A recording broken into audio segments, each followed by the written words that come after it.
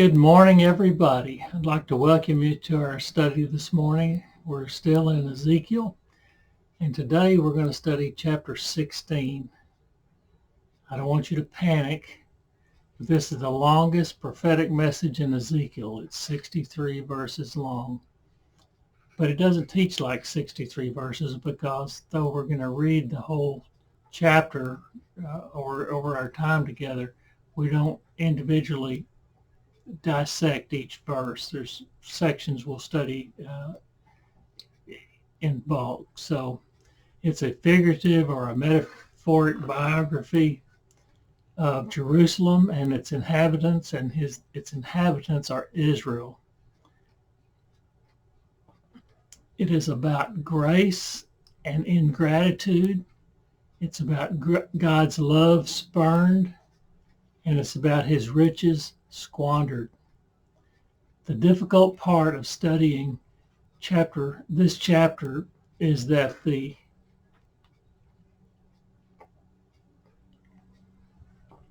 city of Jerusalem it says the city of Jerusalem is to be confronted, but it is actually about the history of the people. Keep that straight in your mind. It's going to start out in verse 1 addressing Jerusalem, but we're not talking to a city. We'll talk about that here in just a second. There are 6 major divisions to this chapter. Verses 1 through 14 are entitled The Orphan Who Becomes a Queen. Remember, this is a prophetic message now. 1 through 14 is the orphan who became a queen. Verses 15 through 34 are the queen who became a harlot. Verse 35 through 43 is the harlot who became a convict. Verse 44 through 52, the convict who became a proverb. That can't be good. A proverb or a byword. The verses 53 through 58 is the convict and her companions who repented. And the last major section is verse 59 to 63. It's the convict who was saved, cleansed, and restored. So it's interesting. We're going to look at it. I hope you have some questions as we go through it. I hope you have some surprises. I feel like you're going to have some surprises as we go through here. But let's look at it. The first section is verses 1 through 14, the orphan who became a queen. Let me read verses 1 through 5. The word of the Lord came to me, Son of man, confront Jerusalem with her detestable practices and say, this is what the sovereign Lord says to Jerusalem. Your ancestry and birth were in the land of the Canaanites. Your father was an Amorite and your mother a Hittite. On the day you were born, your cord was not cut, nor were you washed with water to make you clean, nor were you rubbed with salt or wrapped in cloths. No one looked on you with pity or had compassion enough to do any of these things for you. Rather, you were thrown out into the open field, for on the day you were born, you were despised. It's a parable. It's figurative. It's symbolic. We're going to go through this now. Let's look at verse 1. The word of the Lord came to me. This is Ezekiel's authority for what he is going to say to them in what we call chapter 16. Verse 2, Son of man, confront Jerusalem with her detestable practices. Okay. Right away, I want to read another section out of a commentary to you. It's the New American Commentary, chapter 168, verse 168. Page 168, I'm sorry. This message was so forceful and explicit that it was excluded. Now listen to this. He says, Son of man, confront Jerusalem with her detestable practices. This message, chapter 16, was so forceful and explicit that it was excluded from use as a public reading in later synagogue practice. The denunciation of the apostasy of Israel was considered an unhealthy topic for devotional reading in general worship. So right away, we're being warned that there's some shocking things we're going to read about here.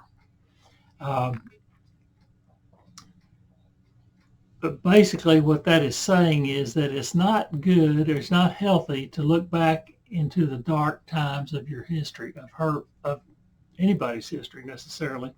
I suppose that this is true if you do not plan to learn from it. Now, I have been made aware, I guess it was a revelation given to me, that the way I have been commenting on this book, and it was the same with Hosea, was that I'm not exactly accurate in the way I have described my feelings for the book. I believe I told you when I first started studying this that I was upset in my personal studies when I studied Hosea, when I studied Ezekiel, by the condition of God's chosen people. They were totally in spiritual apostasy, and there was nothing positive really that you could say about the way they were living their lives and the way they were relating to God. And I made it sound like I was looking at them and saying, what I said was, I was so disappointed because they were God's chosen people. Well, that's true, and that's what these two books, Ezekiel and Hosea, are about. It's about God's chosen people and the apostasy that they went through. But what I want you to realize, that if we're just looking at that as history, we're not really gaining that much from it. As we look at this as history of God's chosen people, we need to realize that what I see when I study these is that I don't see much difference in the way they were living their lives and the way the people of the United States and the people of the rest of the world, for that matter, are living their lives. So what can we gain from our study of Ezekiel that can make our relationship with God better as we go on along? So that's the way we need to approach this from this day forward. Now that I've said that, we need to realize we can understand more about our relationship with God if we understand their relationship with God in the times of Ezekiel. All right, verse 3.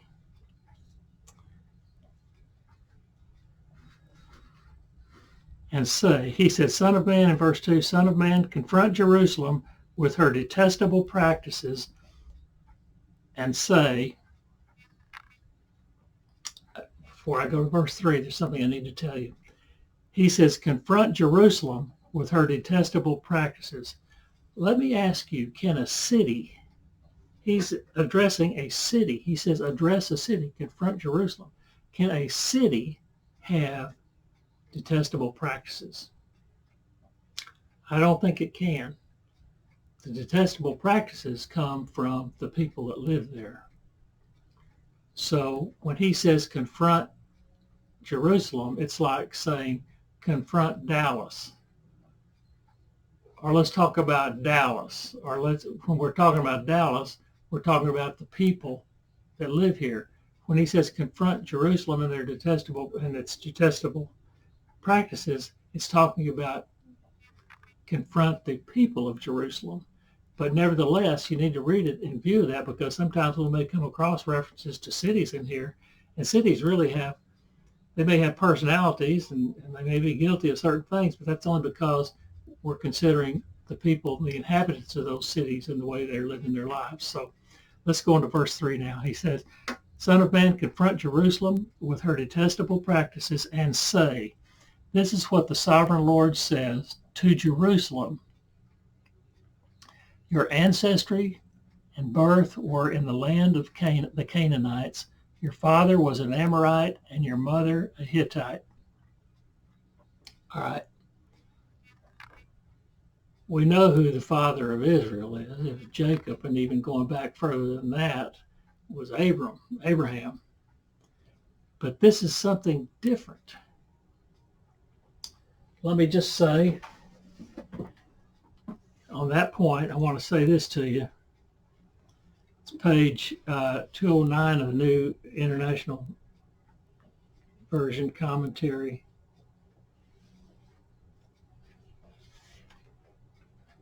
Because we need to understand this verse.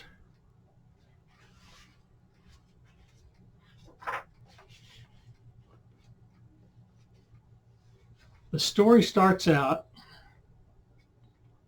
by depicting Jerusalem's dubious origins. It began among the Canaanites of an Amorite father and a Hittite mother. This it was, of course, literally true of the city of Jerusalem. The city predated the arrival of the Israelites in the land of Canaan, and its prior population is called Amorite in Joshua 10:6. The word Hittite actually seems to denote two distinct groups of people in the Old Testament. All right, now what I want to tell you is this.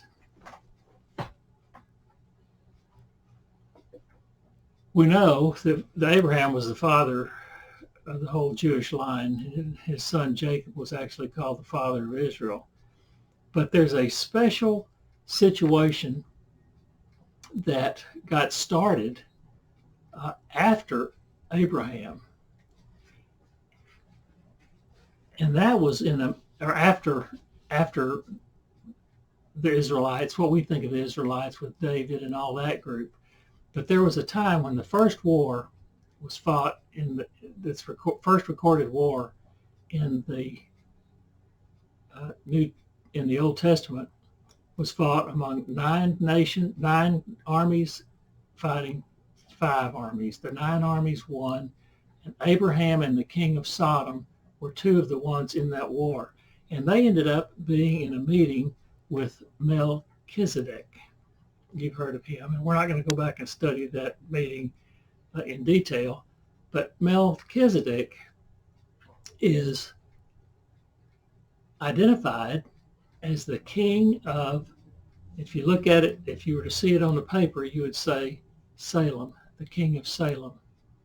But if you pronounce it a little differently, you may see where I'm going with this. He was the king of Salem. Now, what he was king of was an ancient Canaanite city called Salem, which, when David conquered that city, he changed the name to Jerusalem, and it became named the capital city of Israel. But what I want to tell you, in Canaan, before it became Israel, in Canaan there were 2 sections right there just close to Jerusalem, where the Amorites lived and where the Hittites lived.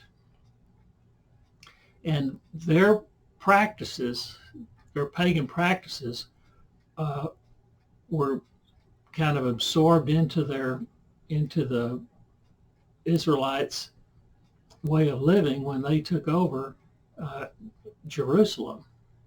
And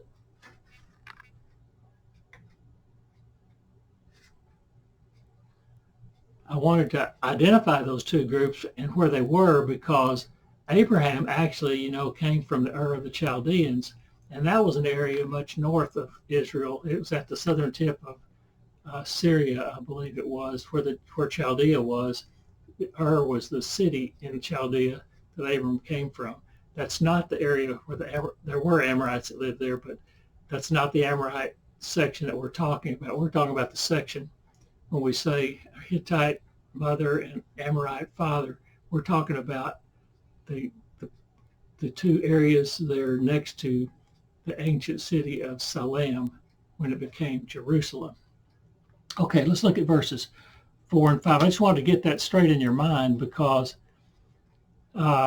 it mentions your father was an Amorite and your mother was a Hittite. We know that Abraham was not an Amorite, and his mother was not, and his wife was not a Hittite. Okay, on the day that you were born, your cord was not cut, nor were you washed with water to make you clean, nor were you rubbed with salt or wrapped in cloths. That's verse 4. Verse 5, no one looked on you with pity or had compassion enough to do any of these things for you.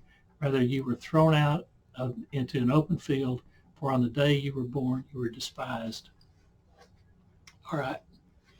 These verses have to do with the nativity of Israel from Egypt to their being born as a nation on Mount Sinai coming out of Egypt. Egypt descends, Ezekiel describes normal birth practices of the Hebrews, none of which were practiced at the birth of the new nation. When the Israelites, the Hebrews, came out of Israel, that was when they were born as a nation. You remember what the saying was, or it was said that they went in as a people and they came out as a nation. So that was when they were born, was when they came out. They were despised. Instead, they were thrown into a field on the day they were born, and that field would be what figuratively what we call the wilderness. So they went into the wilderness and they stayed there. Okay, verses 6 through 7. Then I passed by. I said I don't need to read it. I'm going to go ahead and read it all. Then I passed by and saw you kicking about in your blood. And as you lay there in your blood, I said to you, live. God said, live. I made you grow like a plant of the field. You grew and developed and entered puberty. Your breast had formed and your hair had grown, yet you were stark naked. So God then cared for the nation, causing it to increase and to flourish. It was, in essence, it was growing to maturity. They grew from the unwanted child to a beautiful, fully mature woman. That's what verse 6 and 7 is talking about. Verse 8, I bathed you with water and washed the blood from you and put ointments on you. I'm sorry, that was 9. 8 was, I gave you. Later I passed by, and when I looked at you and saw that you were old enough to love, I spread the corner of my garment over you and covered your naked body. I gave you my solemn oath and entered into a covenant with you, declares the sovereign Lord, and you became mine. He's speaking there of a man taking a wife. He's speaking of God taking Israel as his own. In parable form, this beautiful young woman, Israel, becomes the wife of Yahweh with a fully solemn oath and covenant. Unlike the covenant through a marriage arranged by parents, God made the covenant with her in which he pledged care. I will take care of you. Okay, I don't need to read 9 through 13 or 9 through 14, but I want to talk to you tell you that it contains language giving recognition to the care that God provided for her. If you read it, you would see cleansing, provided clothing and jewelry, crowns, etc. Everything that is needed for care, he provided for her. Now, if we look at verse 13, the last part of verse 13, it says, you became very beautiful and rose to be a queen. This is in parable form. Started as a baby and grows to maturity as a young woman, and now she's being identified as a queen. You became very beautiful and rose to be a queen. So you became very beautiful and rose to be a queen. God has provided providential care for Israel since the time of Abraham. They were orphaned by Egypt. They were kicked out of Egypt, but if you recall, they were asked to leave. They were orphaned by Egypt to become a queen under God's care. All right, verse 15 to 34 is the section called the queen who became a harlot. It sounds like a Cinderella story turned tragic because Israel's repayment of God's love was betrayal. It's not, we've been seeing that a lot lately. The girl once left for dead, who was thrown out in the field, who became wife and queen, also became unfaithful. In these verses, Ezekiel gives at least 8 reasons for the coming Babylonian exile: pride, spiritual prostitution. Pride was in 15a. Spiritual prostitution is in 15b through 19. Materialistic idolatry is 16 through 19. Human sacrifice, believe it or not, human sacrifice, that's one of the practices. You know, that I told you that the Amorite and the Hittite practices were adopted by Israel. They were around Salem, and their practices were taken into by the Israelites, and one of that was child sacrifice. We'll see that as we go. So forgetting God is in verse 22. Verse 23 to 25 is propagating her prostitution. That's spiritual prostitution, apostasy. Trusting relations with pagan nations is in 26 to 29. And a weak will that casts off moral restraints is in verses 30 to 34. If you look at verse 30, it talks about how they multiplied their apostasy. It says, we'll be reading this again in a minute, but I was filled with fury against you, declares the sovereign Lord, when you do all these things, acting like a brazen prostitute. When you built your mounds, that's spiritual prostitute, spiritual apostasy. When you built your mounds at every street corner and made your lofty shrines in every public square. Those were places of idolatry, places where idolatry was practiced. You know, the high places we're going to see, the lofty places, the lofty shrines, or the high places as referred to in other places where their idols were and where their practices of apostasy were practiced. And in public squares, you were unlike a prostitute because you scorned payment. Rather than getting paid for your practices of prostitution, you were actually giving gifts as a result of it. Okay, we'll see that as we go.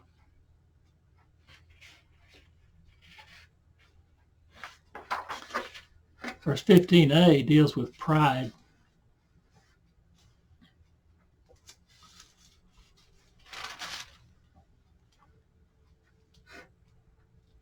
But you trusted in your beauty and used your fame to become a prostitute. Pride. She forgot their heritage and trusted in herself rather than trusting in God. You heard that before? Trusting in yourself rather than trusting in God.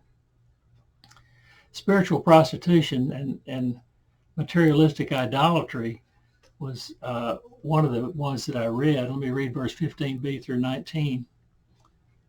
You lavished your favors on anyone who passed by, and your beauty became his. You took some of your garments to make gaudy high places where you carried on your prostitution. You went to him, and he possessed your beauty. You also took the fine jewelry I gave you, which was over there in that section I didn't read. The fine jewelry I gave you, the jewelry made of my gold and silver, and you made yourself male idols and engaged in prostitution with them. In verse 18, and you took your embroidered clothes to put on them, and you offered my oil and incense before them. That's all mentioned over in those other verses that God provided for them. Also the food I provided for you, the flour, olive oil, and honey, I gave you to eat. You offered as fragrant incense before them. That is what happened, declares the sovereign Lord. So they treated all of the gifts that God gave to them as things to be used indiscriminately. Remember, the high places were shrines of idolatry, where literal religious prostitution practices were carried on. We talked about that extensively when we studied Hosea, and Israel of the northern kingdom practiced, had physical prostitution done in the name of worship. And it was done rather than in the temple, it was actually done in these high places. They built idols out of the gifts of gold from God. I suppose the detail is not so important except to show the extent of their idolatry and their lack of consideration for God. In verse 19, God recognized that is exactly what happened. That's what he said. That's the way it was. Now, I want to, y'all didn't necessarily study Hosea with me, but I want to tell you what happened in Hosea. We're going to see later that it's worse here. But in Hosea, we're talking about Israel, the northern kingdom, 10 tribes of the northern kingdom, had intertwined their worship of Yahweh with the worship of Baal to the extent that you couldn't identify them separately. They thought that they were the same God with two different names. When they had two golden calves, they thought they were worshiping God. We've been talking about culture. This was culture. Their culture had come to a point where God didn't matter. We're just going to do this. We're over a period of 150 or 200 years. We've come to this point where this is the way we worship. And they couldn't separate God from Baal. And the same thing was going on with the southern kingdom, which was Benjamin and Judah. Their culture was such that it didn't matter what you did as long as you did something. It didn't matter what you believe as long as you believed something. And that was kind of where they are now. Verse 20 to 21 deals with child sacrifice. Let me read this. And you took your sons and daughters whom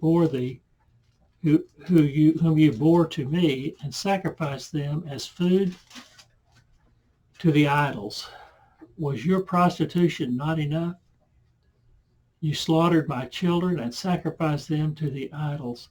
In your detestable practices and your prostitution, you did not remember the days of your youth when you were naked and bare, kicking about in your blood. And that'll be the time when God took care of them. Child sacrifice. Now we're looking back. We're here in 21st century United States of America, 21st century Western New Testament Christianity, looking back into this, and we're saying, boy, they were bad, because we're reading history. We have to get past that. We're looking at, this is the way they were, and I'm not saying that much different than the way we are. I don't mean the way Christians are. I'm talking about, for the most part, secular world that feels like they're godly, feel like they're good people. But we have things today where Christians and secular people alike feel like it's okay, like abortion is one. Murder is part of our culture. We don't think that's okay. And I don't say that you're a murderer or I'm a murderer. I'm saying as a culture, that's where we're living. A guy gets into a fight in a bar. When he runs out on the parking lot and gets a gun out of his car. When the guy he was fighting with comes out, he shoots him dead. We have mass murders. It seems like daily. It's probably not that often, but I know that we're sitting here in the beginning of March, and on a news report it said there have been 68. The news has said there have been 68 mass shootings in the United States already this year.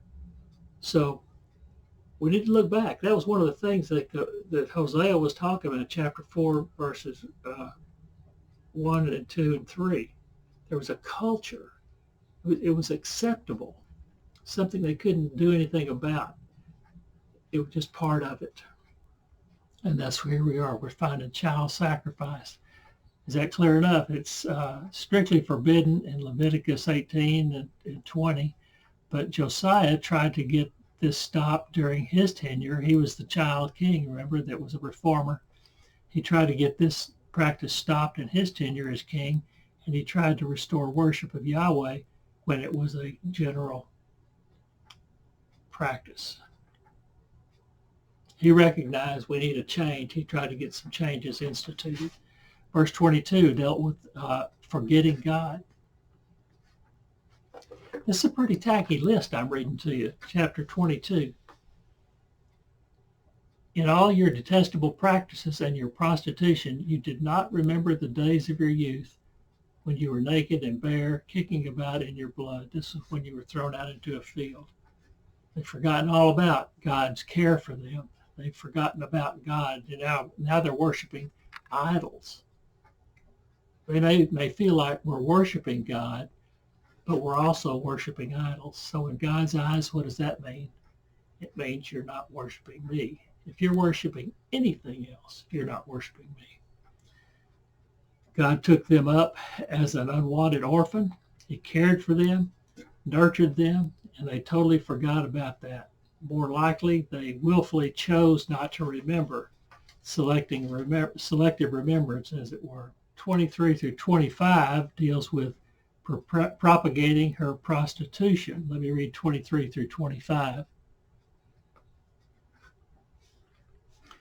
Woe, woe to you, declares the sovereign Lord. In addition to all your other wickedness, you built a mound for yourself and made a lofty shrine in every public square. That deals with the idolatry I was just talking about, places of idol worship.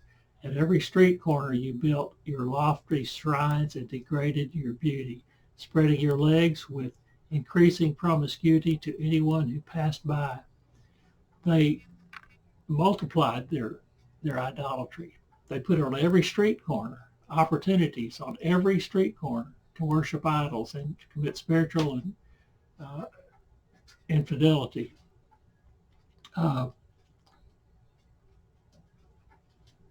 This was God's response. Woe, woe. It's a declaration of disaster, right? They rejected God in hope of security from idolatrous neighbors. Now, what I want to tell you is that the northern kingdom, Israel, and the southern kingdom as well, had alliances made with surrounding countries to protect them. We're going to pay you. We're going to do things for you. That's part of this prostitution that we're talking about. They prostituted their wealth by giving their wealth to these surrounding nations, in addition for protection at the time when they need it. Now, in the case of the northern kingdom, they got with Egypt big time. They were paying Egypt to protect us. And then when the Assyrians came, the Egyptians deserted them. And the Assyrians conquered the northern kingdom of Israel, and then they went after Egypt. So be careful who you try to make friends with, because they were betrayed by the people they tried to pay for protection, and those people got trounced by the Assyrians anyway. The same was true of the southern kingdom. They tried to make deals and alliances with surrounding people, and the Babylonians came in. They were world power. Didn't matter who they made friends with, they're going to get trounced anyway. But nevertheless, they deserted their any hope of protection from God. They feel like we need to get it somewhere else, something we can count on. God was horrified when they would not listen to the prophets. They got worse in increasing promiscuity, it said in verse 25. Okay, verse 26 to 29 deals with trusting relations with pagan nations. And I may have already covered part of that. They made alliances Let me see what 26 to 29 says. You engage in prostitution with the Egyptians, your neighbors with large genitals, and arouse my anger with your increasing promiscuity. So I stretched out my hand against you and reduced your territory.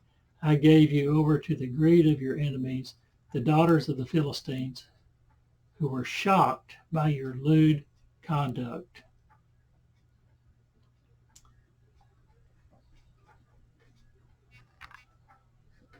Okay, so we have these alliances that they were counting on.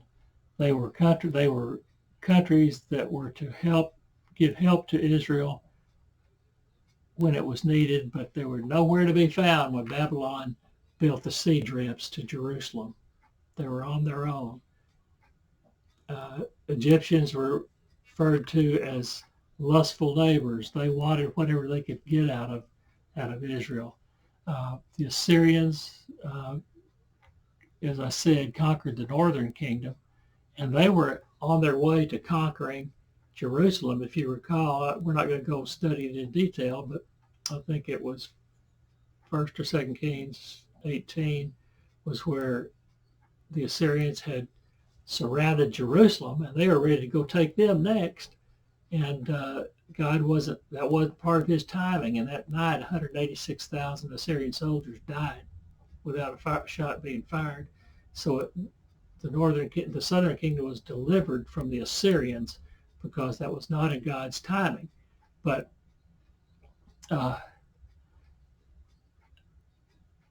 they were ultimately defeated by the Babylonians, and now the Babylonians are here ready to take Jerusalem and the southern kingdom.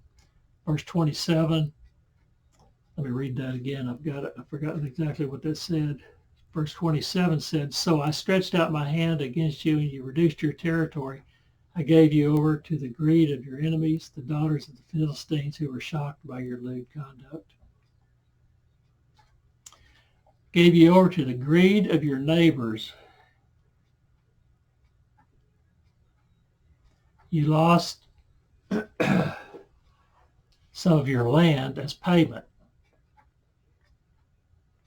to your neighbors for protection. You wanted your pagan neighbors to provide security, so I gave you over to their greed. In other words, they will take advantage of you. You're not going to trust in God, so God says, I'm not going to take care of you. I'm going to turn you over to your own wishes.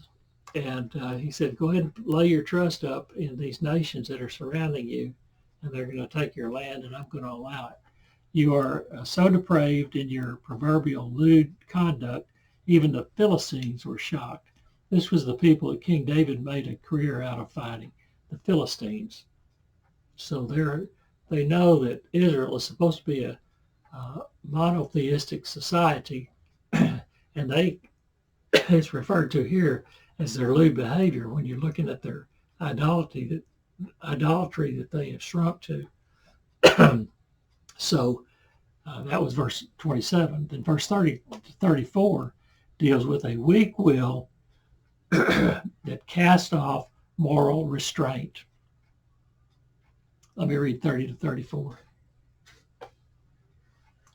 I'm filled with fury against you, declares the sovereign Lord, when you do all these things, acting like a brazen prostitute, when you built your mounds at every street corner. Here we keep talking about them multiplying their idolatry by building these mounds, places of worship on every street corner, and your lofty shrines in every public square. You were unlike a prostitute because you scorned payment. Rather than getting paid, you paid. They gave themselves to permissiveness and perversion to the extent that as a wife, they preferred other men rather than their own husband. And who is the husband? The husband in this parable is God. They preferred everybody else to God. And as a prostitute, they scorned payment. But unlike a prostitute, prostitutes charge for their service, but the bribes their clients and they bribed their clients and paid them to commit adultery with her. It's a pretty strong indictment. In other words, they voluntarily enslaved themselves to the pagan neighbors in exchange for security that they never received. Their wealth was squandered in an attempt to protect themselves rather than trusting God for that. The message from God was then their sordid deeds is the message from God for their sordid deeds is judgment.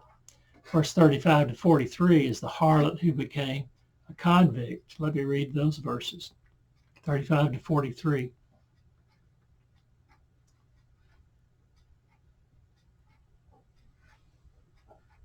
Therefore, you prostitute, hear the word of the Lord.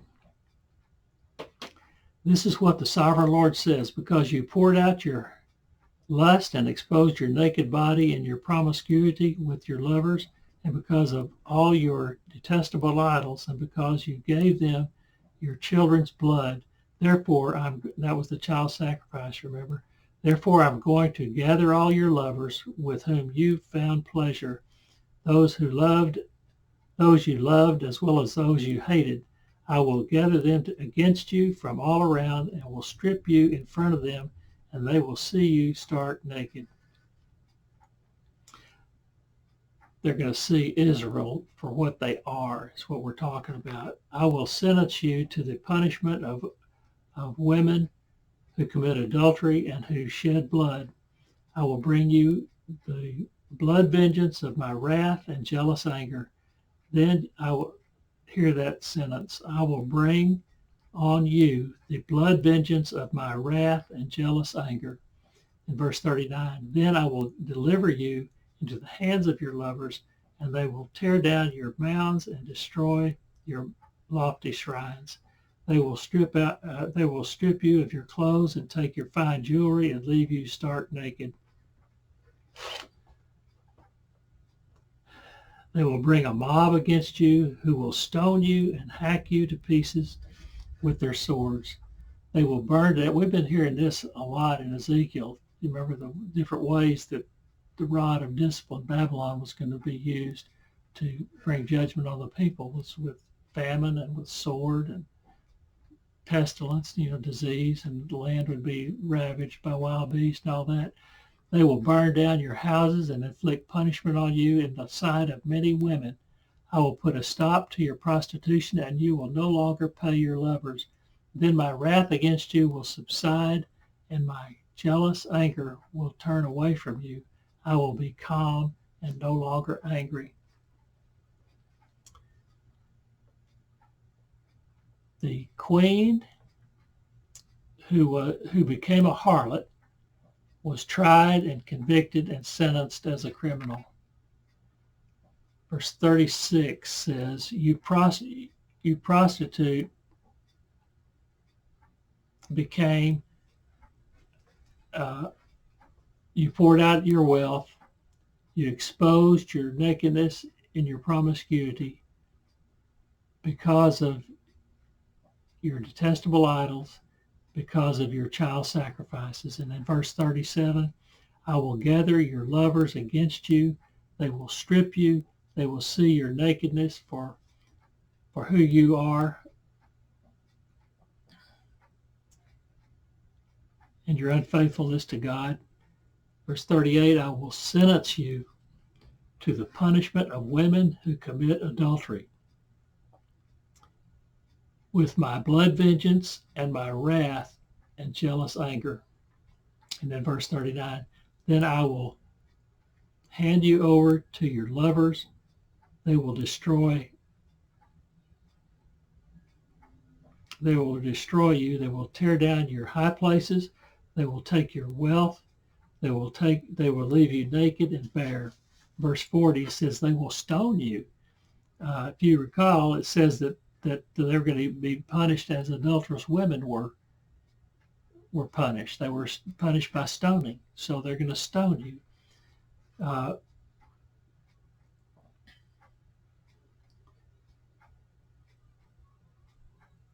They will break you to pieces. They will hack you to pieces with their swords. We've been hearing this. This should be no surprise to you. This is part of the judgment that Babylon is going to deliver, that God is going to deliver through Babylon. They're going to burn down your houses, and this will all be done in the sight of many women. It's kind of like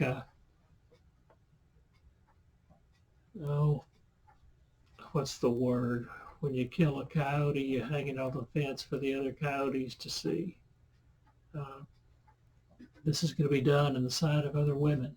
This is what happens to the adulterous person. Spiritual adultery, to the physical adultery, and that sort of thing. Women were made to watch the judgment of an adulterous woman as an example to and a deterrent from adultery. These are really, really, really ugly, disturbing verses.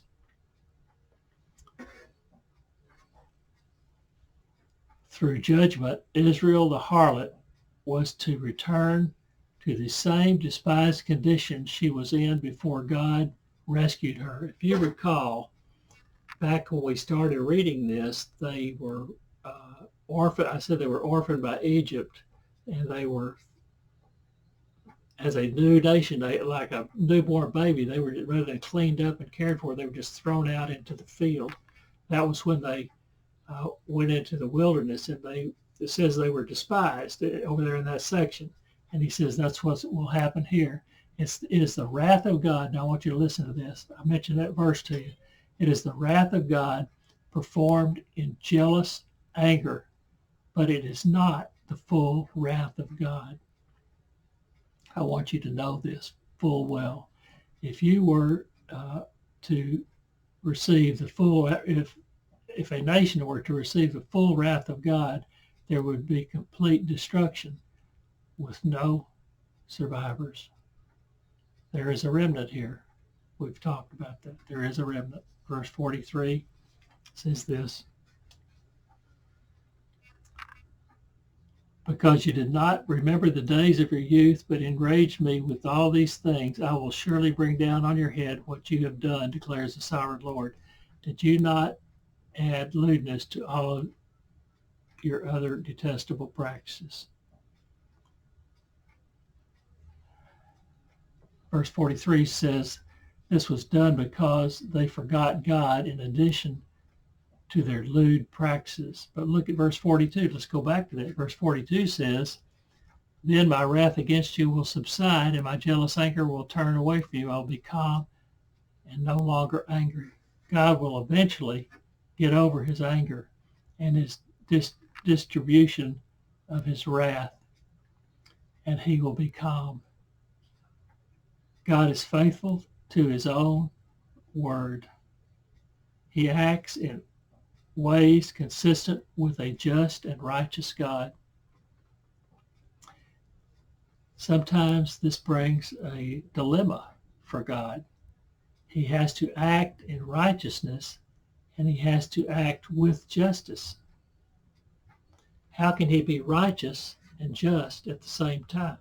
They deserve what they got, but yet he wants to show mercy. In our time, he did it through Jesus Christ. A just and righteous God is required to punish for sin, yet he is also merciful. Through Jesus Christ, he provided for the price of our sin to be fully paid on the cross. All right, verse 44 to 52. The convict who became a proverb. I won't read this. Well, I will in a minute. But this next stage in the judgment of the orphan who became a queen, a harlot, and finally a convicted criminal was that the revelation of her story would become a proverb, a byword. And that proverb is like mother, like daughter. If Jerusalem wanted a look at her disgraceful character and her dismal future, she could look at the cultural ancestors, the Hittites and the Amorites, who transmitted their heritage of wickedness to Sodom, Samaria, and Jerusalem. We're going to see another metaphorical and figurative story in depravity and of these three cities, Sodom, Samaria, and Jerusalem. In depravity and idolatry, Israel had followed the bad example of the Canaanites and would be judged like them. See, before we go on with this, I want to tell you something else I've told you before, but I want you to understand it. It's important. The northern kingdom was very idolatrous. They lost contact with God, had no relationship with him. The Assyrians were God's rod of discipline, and they were used to conquer the northern kingdom. The hope was, on God's part, the hope was that the southern kingdom would see where the idolatry of the northern kingdom led them, and they would change their ways. But we know that is not what happened. In fact, we're going to see they were actually worse than the northern kingdom. But that's why we study this. We study this, we read ourselves into it, and the hope is that we, I'm not saying you, I'm saying we as mankind, secular mankind for the most part, but we see ourselves in this with the hope. God's hope is that we will see ourselves in this and see that we need to make some changes. Either we do or we don't. It doesn't look like we are, but nevertheless, that's what this is all about. All right, let's look at verse 44 to 48. Everyone who quotes Proverbs will quote this proverb about you: like mother, like daughter. You are a true daughter of your mother who despised her husband and her children. A dog just walked in the room. I apologize for that. And you are a true daughter of your mother who despised her husband and her children. And you are a true sister of your sisters who despised their husbands and their children. Your mother was a Hittite and your father an Amorite. Remember, that's the background of Jerusalem. When they moved into Jerusalem, they absorbed the beliefs, the practices of the people. Your older sister was Samaria. Now we're in parable form here. Your older sister was Samaria, which was the capital of the northern kingdom, who lived in the north of you with her daughters. And your younger sister, who lived in the south of you with her daughters, was Sodom. That's a town in the southern kingdom. You know what happened to them. They were destroyed. You not only followed their ways and copied their detestable practices, but in all your ways, you soon became more depraved than they were. Talk about Jerusalem. You, Jerusalem, became more depraved. You, Israel, became more depraved than these pagan towns. As surely as I live, declares the Lord, your sister Sodom and your daughters never did what you and your daughters have done. You are worse than they were. Now, what would he say about us in comparison to Jerusalem? Are we worse than Jerusalem? I suspect in the long run he would say yes, but nevertheless, let's keep going. Verse 44 was the proverb, like mother, like daughter. Verse 45, the Hittites and Amorites in verse 3. We've covered those notes again. I don't think I need to. I think I just commented on them just a second ago. But verse 48, God's oath, 46 to 47. I think I kind of talked about this already, about Samaria was the capital of the northern kingdom, and Sodom was a town in the southern kingdom. Both had detestable practices in God's eyes, which means idolaters, if you talk about detestable practices. Verse 47 says Jerusalem was more depraved than either of these other two towns. Jerusalem was more depraved than Sodom.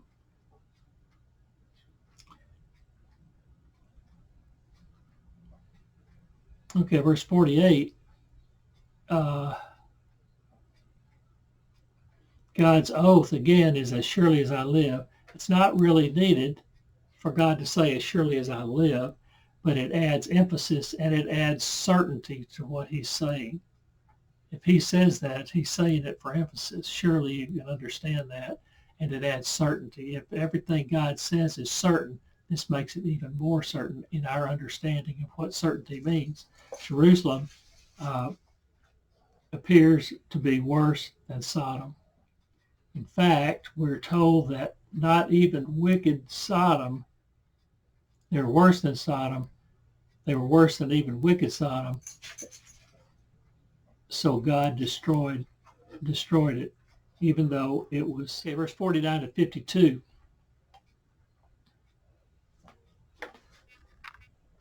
Now this was the sin of your sister Sodom. What do you think it is? We know what was going on there. Let's see what this says was going on there. Now this was the sin of your sister Sodom. She and her daughter were arrogant, overfed, and unconcerned. They did not help the poor and the needy. They were haughty and did detestable things before me. Therefore I did away with them, as you have seen. Samaria did not commit half the sins you did.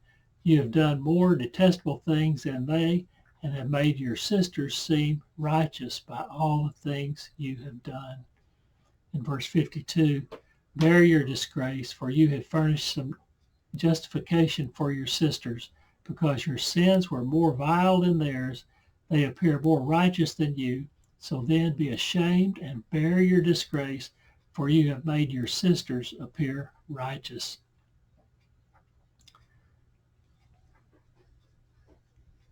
It says there were more than homosexual practices going on in Sodom. They had no regard for people. They had no love for people.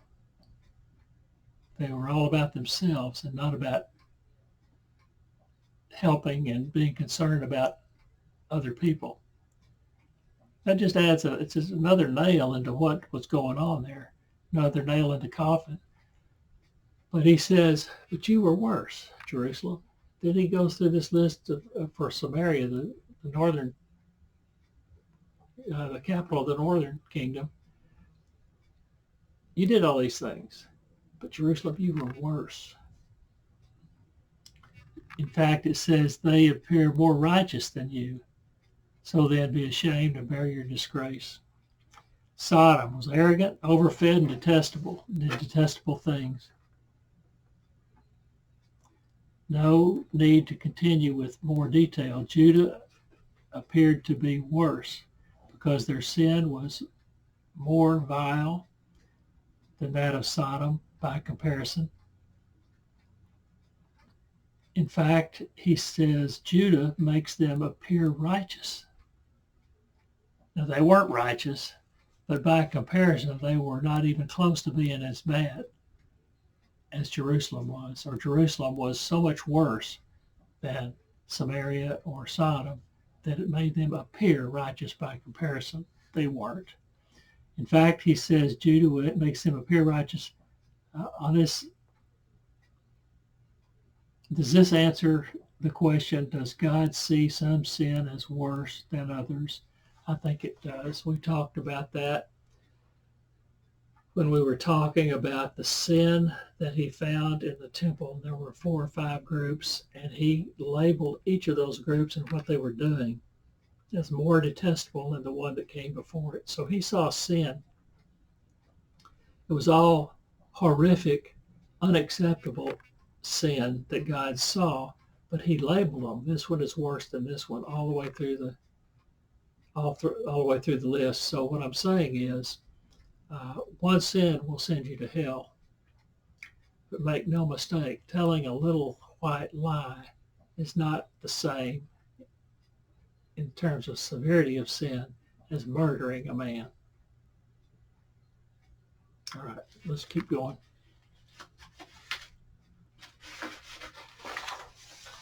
Verse 53 to 58, the convict and and the companions who repented.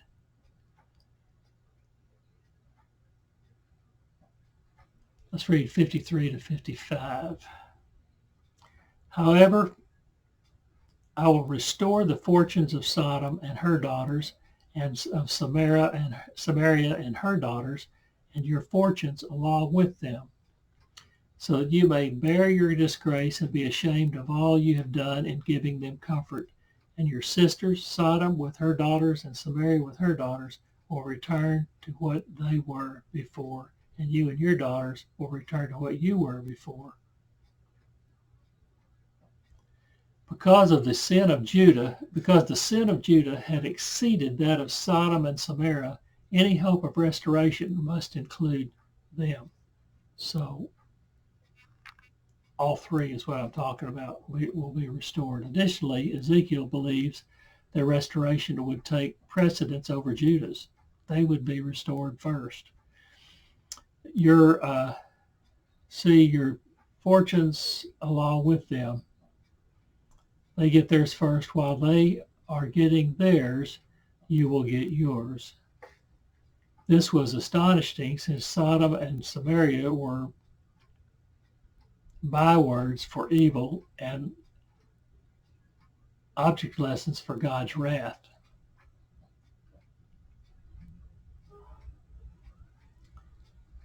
The irony was that Judah had become a byword and a proverb as well. Look at verse 56 to 57. You would not even mention your sister Sodom in the day of your pride, because your wickedness was uncovered. Even so, you are now scorned by the daughters of Edom and all of her neighbors, and the daughters of the Philistines, all those around you who despise you. Somehow we can get byword out of that. I'm not sure what it is. Scorned by, I guess it has to do with the byword, because they were supposed to be so righteous. Now they're scorned for their unrighteousness. Their byword would be for destruction and judgment. All right, verse 58. You will bear the consequences of your lewdness and your detestable practices, declares the Lord. 59 to 63, then we'll wrap up there. The convict who was cleansed, saved, and restored. Verse 59. This is what the sovereign Lord says. I will deal with you as you deserve, because you have despised my oath by breaking the covenant.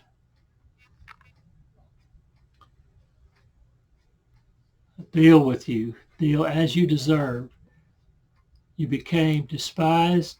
You despised my oath and you broke my covenant. The message of judgment for an unfaithful wife. Judah broke the marriage vow. When marriage covenant is broken, the husband does not have the option to ignore it. He must take action against the wife. Now, how do you think that applies to God? What action is he supposed to take? He must keep his own law, and so Judah must be punished for their infidelity. Verse 60 to 61. Yet I will remember the covenant I made with you in the days of your youth, and I will establish an everlasting covenant with you, that you will remember your ways and be ashamed when you receive your sisters, both those who were older than you and those who are younger. I will give them to you as daughters, but not on the basis of my covenant with you. I will remember the covenant of your youth, and I will create a new everlasting covenant. So the covenant he's going to give to them is not the old covenant. It's going to be a new covenant, starting to have a ring to it that should have a sound of familiarity to you. You'll remember your ways and be ashamed of the sisters that came before you and those that follow you, Sodom and Samaria, and the surrounding pagan nations whom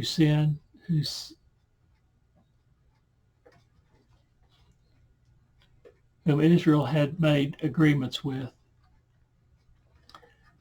I will give them to you, but not on the basis of my covenant with you, the old covenant, but on the basis of a new everlasting covenant.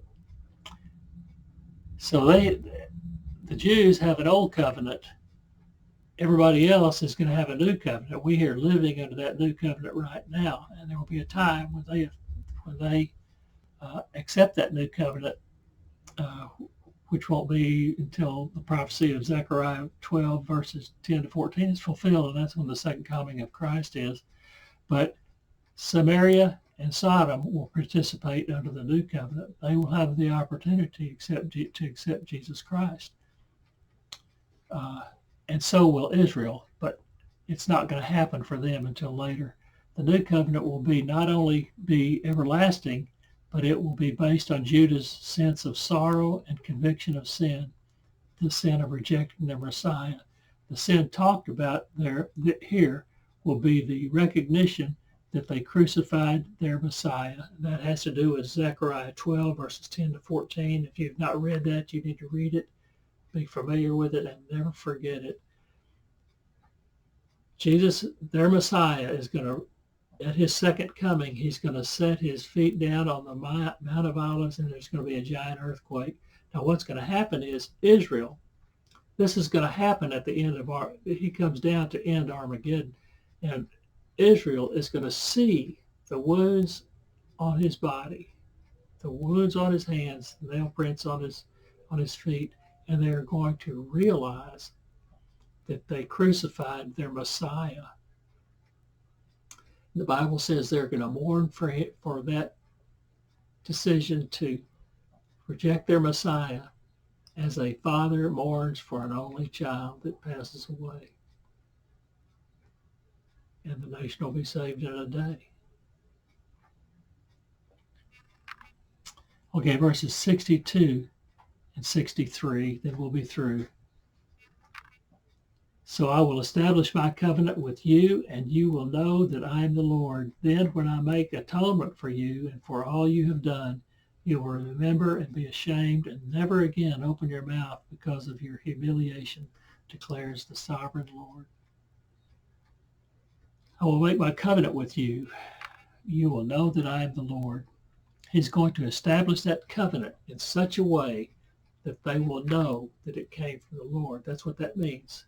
You will know that I am the Lord. I will atone for you, meaning they cannot atone for their own sin. What does this sound like? That sounds like grace. Nobody deserves forgiveness from God